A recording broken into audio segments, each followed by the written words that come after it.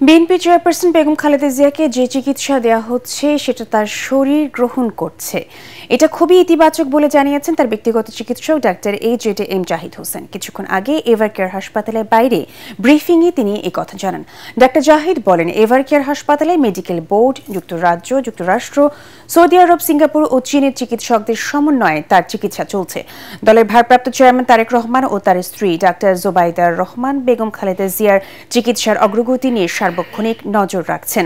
বর্তমানে খালেদা জিয়ার অবস্থা স্থিতিশীল এবং বিদেশে নেওয়া হবে কিনা তা খালেদা জিয়ার শারীরিক উন্নতি ও মেডিকেল বোর্ডের সিদ্ধান্তের উপর নির্ভর করছে বলে জানান ডাক্তার জাহিদ।